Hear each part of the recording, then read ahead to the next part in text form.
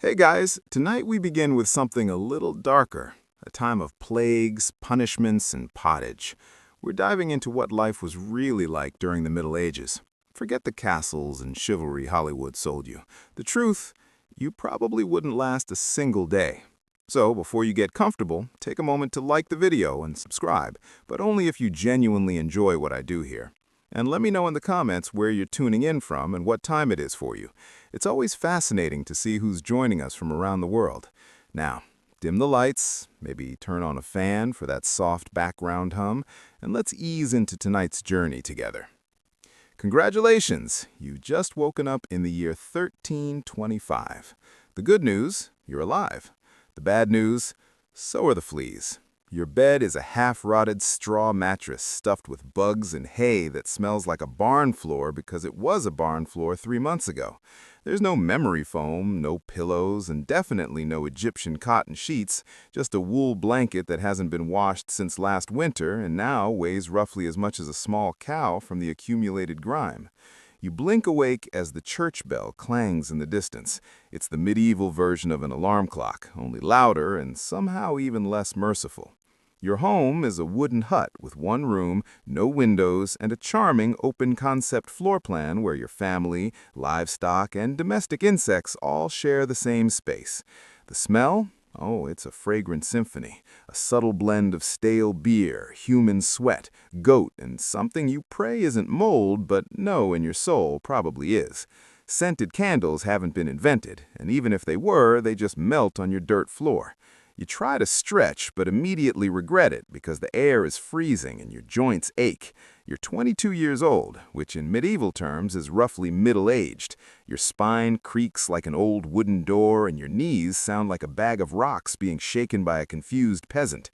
Getting out of bed is a gamble. The floor is either wet from last night's rain, which leaks through the thatched roof, or crusty from something your neighbor's chicken did. Either way, your bare feet are now part of the ecosystem. Oh, and privacy? What's that? Your entire family, and maybe a random cousin who just never left, are waking up beside you. There's no bedroom, no curtains, no me time, just communal everything. Welcome to morning in medieval Europe, where you're never truly alone because parasites, rodents, and 8 other people are always with you. And this is just how your day starts. It only gets worse from here. So, you've managed to crawl out of your medieval haystack of horrors. Congrats. Now, nature calls. And it's not calling politely, it's screaming. Here's the part where you start missing the modern bathroom. There's no toilet, no seat, no toilet paper, no flush, not even a mildly resentful plunger in the corner. In the 14th century, relieving yourself is an adventure, a social experiment, and often a small public event. If you're a peasant, your bathroom is likely a wooden bucket behind the house, which is already full because Uncle Wolfstand had a rough night after eating bad turnips. The smell is biblical. You hold your breath, do your business, and then, here's the kicker, toss it into the street. Yes, the street. You're supposed to shout something like "Gardez-vous" before dumping it out the window. That's Old French for watch out below, although frankly no one ever moves fast enough. Streets in medieval towns are open sewers, a charming river of human waste, animal droppings, and mystery liquids you'd rather not examine. If you're lucky enough to live in a town with public latrines, congratulations! You get to sit shoulder to shoulder with strangers in an outhouse where privacy is a myth and ventilation is a cruel joke. You might make small talk, but try not to breathe too deeply. Toilet paper? Never heard of it. Most people wipe with straw, leaves, rags, moss, or if they're feeling especially indulgent, a scrap of wool. Sometimes nothing at all, which might explain why handshakes weren't popular yet. And if you're in a castle, surely it's better, right? Well, sort of. You might have a guard robe, a hole in the wall that drops your waist directly into the moat. Great idea, except that your enemies know this. And yes, attackers sometimes climbed in through the waist chute. Talk about entering through the back door. So whether you're a farmer or a baron, medieval toileting is a humiliation ritual. It's cold, it's public, it's dangerous, and it's never not disgusting. One slip on a wet stone path and you're face first in humanity's leftovers. And you still haven't brushed your teeth, but we'll get to that next. You survived the toilet. You deserve a reward, right? Maybe a nice breakfast, something warm, delicious, comforting. Sorry, this is medieval Europe. Nothing is comforting here. Breakfast, if you can call it that, is a grim affair.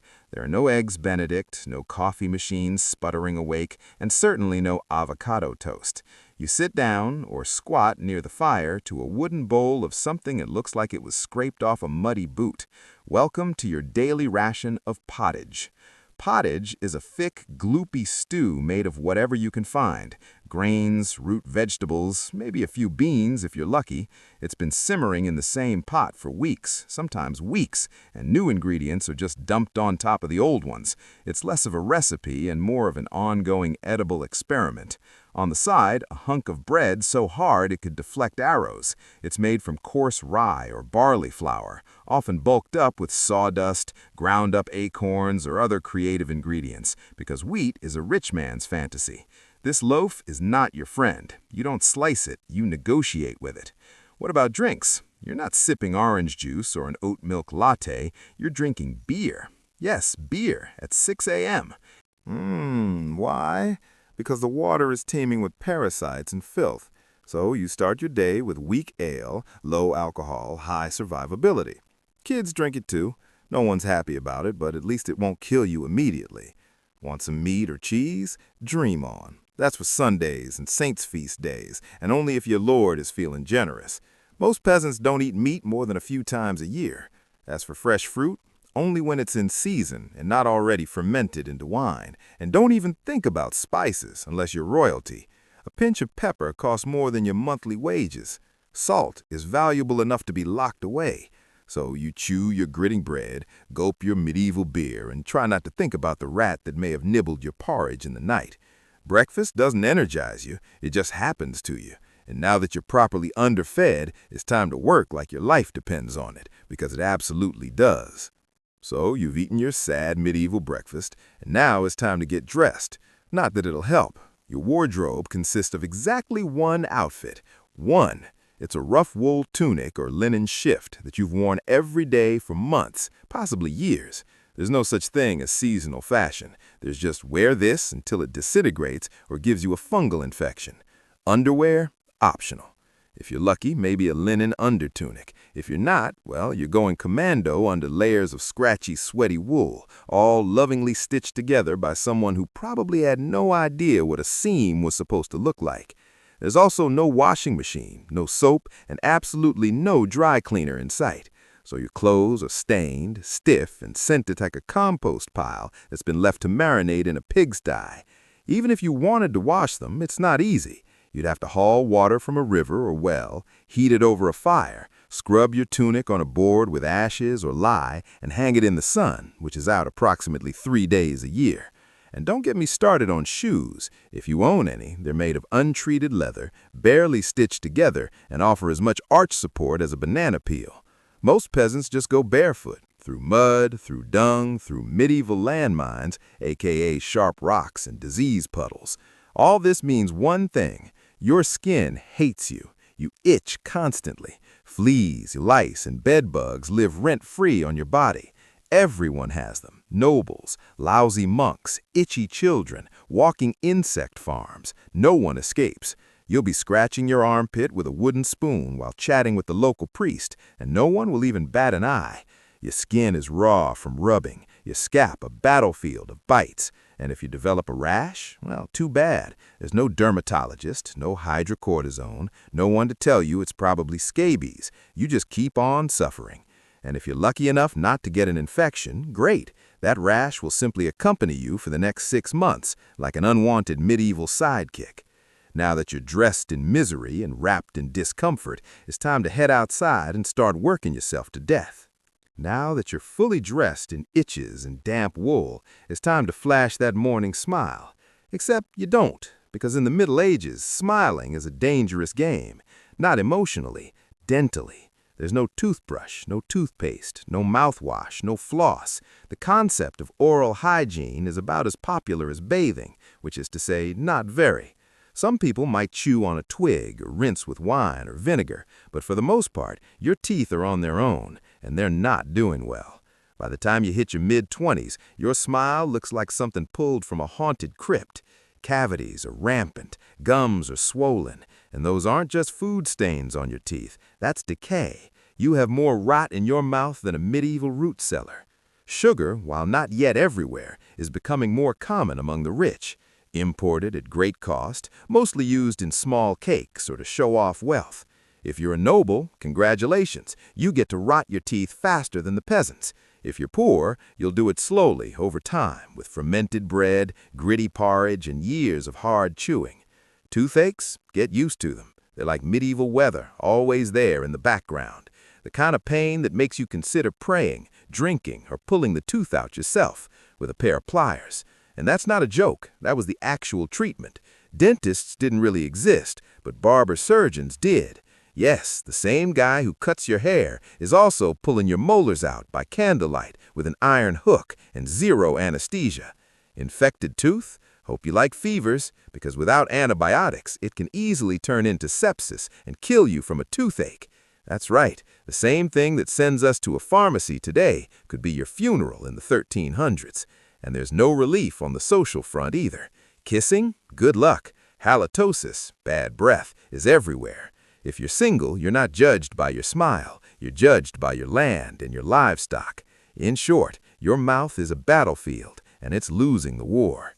Now that your teeth are throbbing, let's head outside, because your real job, the one that'll break your back, is just getting started. Time to head to work, except there's no office, no desk, no coffee break, and no chance of promotion. Your job, if you're like 90% of the population, is simple. Don't die while laboring for someone else's comfort. You're a peasant. Congratulations. That means you work the land that belongs to a lord who probably doesn't remember your name. You rise with the sun and stop only when it disappears behind the trees. Your tools, a wooden hoe, a rusty sickle, and whatever bones are still intact in your body. There's no weekend. There's no clocking out. There's only sunrise to sunset, 6 days a week. Sunday is off, but only if you're harvesting, fighting off raiders, or praying feverishly for your infected toe to stop turning black. The work is brutal. Fields are plowed by hand, or with oxen if you're rich enough to afford one. You dig ditches, sow seeds, pull weeds, and carry water until your spine begins to resemble the letter S. No one cares if you're tired. No one's asking how your mental health is doing. If you're a woman, surprise, you don't just do field work, you also care for children, clean, cook, spin wool, feed animals, and pretend your husband's lice infestation isn't slowly migrating to your side of the bed. Children, they start helping out around age 5. No school, no toys, just a tiny wooden rake and a dream of one day not dying of the flu. And if you're one of the few who isn't a farmer, maybe you're a blacksmith, a tanner, or a cooper, great, you still work with fire, chemicals, or animal guts all day in poorly ventilated sheds. The pay? Basically survival. The perks? Occasional bleeding, break a bone, too bad, get a fever, drink some warm beer, and keep going. You can't afford to stop, not even for a day, because if you don't work, you don't eat. And if you don't eat, well, medieval Europe has a solution for that. It's called being replaced. So you grip your shovel, ignore the blisters, and keep digging. Because in the Middle Ages, your job isn't a career, it's a slow-motion endurance test. Now that your back is on fire from laboring in the fields, let's talk about the weather. Because in the Middle Ages, temperature is less about seasons and more about ongoing punishment from the sky. Let's start with winter. There's no insulation, no central heating, and no weather stripping. Just wooden walls with gaps you could throw a chicken through. Your windows covered with cloth, not glass. The fire in the hearth? Nice in theory, but you don't have enough wood fire to keep it going, because wood is expensive, and gathering it from the forest is sometimes illegal. Yes, you can be executed for picking up the wrong stick from the wrong forest. You bundle up in your one damp wool tunic, huddle near the dying embers, and still wake up with your nose frozen, your feet permanently cold, often damp, your fingers so stiff they feel like tiny medieval popsicles. Frostbite isn't diagnosed, it's just called bad luck. Luck. Now fast forward to summer. Sounds better, right? Wrong. In summer, your home turns into a clay oven. There's no fan, no cross breeze, and absolutely no deodorant. You sweat through your layers, but you can't remove them because showing too much skin is scandalous and also invites sunburn, insect bites, and social judgment. The flies are out in full force, attracted to your unwashed body and the smell of last week's goat stew that's still fermenting in the corner. Mosquitoes buzz by your ear while you sleep, assuming you can sleep through the sound of your neighbors yelling and babies crying. In the fields, the sun bakes you. No sunblock, no hat, unless you've fashioned one out of straw like a desperate scarecrow. And the worst part? You still have to work. Heat stroke is just called taking a bad turn. So you're either shivering in your own hovel, wondering if your toes will make it to spring, or you're sweating through your only pair of socks while your thighs chafe into oblivion. And the one thing that never changes, no matter the season, your clothes still itch, your food is still terrible, and your next job still waiting. Welcome to climate control, medieval style. There is none. Feeling thirsty? Need to freshen up? Want to splash a little water on your face to wake up from this damp fever dream of a life? Too bad. In medieval times, water isn't your friend. It's trying to murder you quietly. Let's start with drinking. The nearby stream looks fresh, bubbling, and clear, like something out of a fantasy movie. But spoiler alert, it's not. Upstream, someone just dumped a chamber pot into it. And if not that, then a dead pig is probably decomposing in it. Parasites, bacteria, and the entire microbial army of medieval Europe awaiting in every sip. That's why people drink beer. Yes, beer. Even children. But before you imagine medieval kids doing keg stands, understand that it was small beer, weak in alcohol, strong in survival. Brewing boiled the water so it was safer than whatever flowed through the town ditch.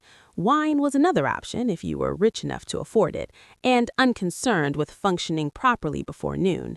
What about bathing? Surely water was used for cleaning. In theory, yes. In practice, absolutely not. See, back then, people believed bathing actually opened your pores and let the disease in. That's right, washing yourself was considered medically risky. You were cleaner, apparently, if you never removed the protective layer of filth caked onto your skin. Communal bathhouses did exist, but they quickly gained reputations as places for gossip, scandal, and sometimes full-on medieval extracurriculars. So naturally, the church got involved and shut many down. Even if you did want to bathe, it was a full production. You'd need to fetch water from the well, boil it over a fire, fill a wooden tub that leaked, and then pray no one else in the house used it before you, or worse, after, and rainwater collected in open barrels where birds poop, insects breed, and moss thrives. Sounds refreshing, doesn't it? So whether it's going in your mouth, on your body, or onto your crops, water in the Middle Ages is less of a life source and more of a gamble. One wrong gulp and you're spending your final days sweating in a straw bed, clutching your stomach, and contemplating all your life choices. Next time you sip tap water, raise a glass for our ancestors. They didn't have the luxury of hydration without hazard. So you drink the water. Or maybe you didn't. Maybe you just stubbed your toe on a rock shaped like disappointment. Either way, you're sick. You need help. You need a doctor. Too bad you live in the Middle Ages, where medicine is really just polite torture with a theology degree. Let's start with the diagnosis. Everything wrong with you, whether it's a cough, rash, broken bone, or the creeping plague, is caused by your humors being out of balance. The 4 humors were blood, phlegm, yellow bile, and black bile. According to medieval science, your health depends on keeping them balanced like some sort of internal soup. Got a fever? Too much blood. The answer? Bloodletting. That's right, let's drain your life force into a bowl using a dull blade or a hungry leech. And yes, barbers were often the ones doing it. Imagine getting a haircut and a hemoglobin extraction in one sitting. 2 for 1 maybe. Feeling sad or anxious? That's clearly an excess of black bile. The cure? Laxatives, maybe a warm herbal purge, or just prayers and a cold compress while everyone avoids eye contact with you and starts carving your coffin. Now, if you break a bone or get a nasty wound, you're in real trouble. There's no anesthesia unless you count passing out from pain. Surgery is done with knives that haven't been cleaned since the Crusades. Tools are heated over fire, not for sterilization, but because they just look scarier that way. Antibiotics, centuries away. Germ theory, not invented yet. They think disease comes from bad air or God being annoyed with your moral failings. Got a stomach ache? Must have been your sinful thoughts. Hope you like confessing while vomiting. If your condition gets worse, you'll be treated with more leeches, possibly some crushed beetles, and a priest at your bedside giving last rites just in case. At this point, they're preparing for the cure known as death. And if by some miracle you recover, everyone just assumes God took pity on you, the doctor takes full credit, and the leech gets promoted. So yes, in the Middle Ages, medicine is less about healing and more about surviving the cure. After a long day of labor, lice, and leeches, it's finally time to eat. You shuffle back to your hovel, stomach growling, ready for the one joy left in life, a warm meal. Bad news, your meal is probably trying to kill you. Let's begin with the basics. Food preservation doesn't really exist. There's no fridge, no freezer, just salt, smoke, or the hope that winter air keeps things fresh. Your meat, if you're lucky enough to have any, has been hanging for days, covered in flies, marinated in questionable brine, and possibly shared with a rat or two. Bread is the cornerstone of the medieval diet, but even that isn't safe. In bad harvest years, desperate peasants bulk it up with bark, sawdust, or even clay to make it stretch. And if it's rye season, there's a bonus: ergot, a fungus that causes convulsions, hallucinations, and sometimes death. It's like eating bread laced with LSD and tetanus. Vegetables, only if they're in season. And you know what's always in season? Turnips. So many turnips, boiled, mashed, or floating in pottage, which, if you remember from Chapter 3, is basically a hot swamp of mystery ingredients that's been simmering since your great-grandfather's funeral. Fruit might be available in the fall, but it rots quickly, and sugar is rare, expensive, and hoarded by the rich to show off their blackened teeth. Dairy is another gamble. Fresh milk spoils in hours. Butter and cheese fare better, but they're loaded with bacteria. People eat them anyway because, frankly, it's either that or chew your boot leather. And let's talk about seasoning. Spices like pepper, cinnamon, or nutmeg worth more than gold. For the average peasant, flavor comes from onions, salt if you're lucky, and pain. Most meals taste like wet burlap sprinkled with tetanus. But food isn't just a health hazard, it's a political one. Game animals belong to the Lord, not you. Caught poaching a rabbit, you could be fined, imprisoned, or even executed. That's right, your dinner could get you hanged. So, as you sit down to eat your gray stew by flickering firelight, remember, every bite is a risk. But you eat anyway, because in the Middle Ages, food doesn't nourish, it tests you. It's evening now. You've worked, suffered, and barely digested your suspicious stew. You might think the day is winding down, but don't get too relaxed because God is watching. So is the priest, and so is your neighbor Agnes, who will absolutely rat you out if you miss Mass. In medieval Europe, religion isn't just part of life, it is life. The church controls your calendar, your laws, your education, if you can read, your birth, marriage, death, and everything in between. Think of it as your spiritual landlord, and you're always behind on rent. Every day is structured around prayer bells. The town church bell rings in the morning, noon, and night, not because people need reminders, but because missing prayer is a sin. Forget to bow, sin. Eat meat on a Friday, sin. Think about your neighbor's wife in that one dream, double sin. And yes, hell is very real, vividly real. Priests describe it in glorious detail. Rivers of fire, lakes of boiling blood, demons with pitchforks and eternal wailing. If the plague doesn't scare you, eternal damnation definitely will. You can't read the Bible yourself because it's written in Latin, a language reserved for monks, clergy, and that one noble kid who's too good for dirt. You rely on the church to interpret everything for you. That means if the priest says your crop failure is because you didn't pray hard enough, well, time to kneel harder. Tithes, a tenth of everything you own, are mandatory. If you grow wheat, you give wheat. If you raise chickens, you give eggs. If you have nothing, congratulations, you're spiritually bankrupt and financially doomed. Holidays, they're holy days, dozens of them, and while they offer breaks from labor, they're not for fun. They're for attending Mass, fasting, confessing sins, and reminding yourself that joy is a dangerous indulgence. Questioning the church is dangerous. Heretics are burned, witches are drowned, blasphemers are flogged, and skeptics are quickly reformed. So you go through the motions. You chant, you bow, you pray that your soul, after enduring this dirt-covered life, might finally land in paradise, assuming the priest likes you. Because in the Middle Ages, God may be merciful, but the church, not so much. If you thought being a medieval peasant was rough, try doing it as a woman. All the filth, famine, and fear, plus childbirth, subservience, and social invisibility. In the Middle Ages, being a woman is like being on hard mode with no health potions and no restart button. From birth, a girl's life path is pretty much locked in. Marry young, bear children, serve your husband, die tired. Education? Not likely. Unless you're from a noble family and sent to a convent, your intellectual development stops around the time you learn how to churn butter and patch a tunic. Marriage happens early, really early. It's not weird to be betrothed at 12 and pregnant by 14. It's not about love, it's about land, livestock, and alliances. Your opinion? Not required.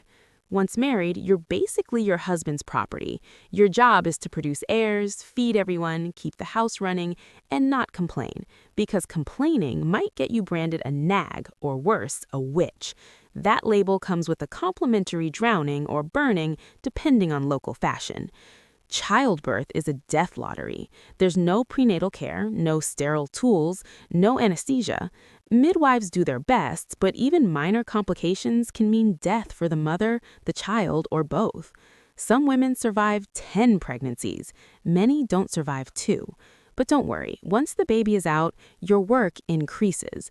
Now you have a screaming infant in a lice-ridden hut, and you're expected to nurse, cook, clean, and still help in the fields. You don't get a break. You are the break for everyone else. If you're unmarried, suspicious. If you're widowed, vulnerable. If you're outspoken, dangerous. Women who didn't conform were often accused of witchcraft, especially if they had herbal knowledge, a strong personality, or just looked at someone funny on a rainy Wednesday, Tuesday. Even in the church, your role is limited. Nuns lived under strict rules, no speaking without permission, no freedom of movement, and your spiritual worth always ranked below men. In short, if you're a woman in the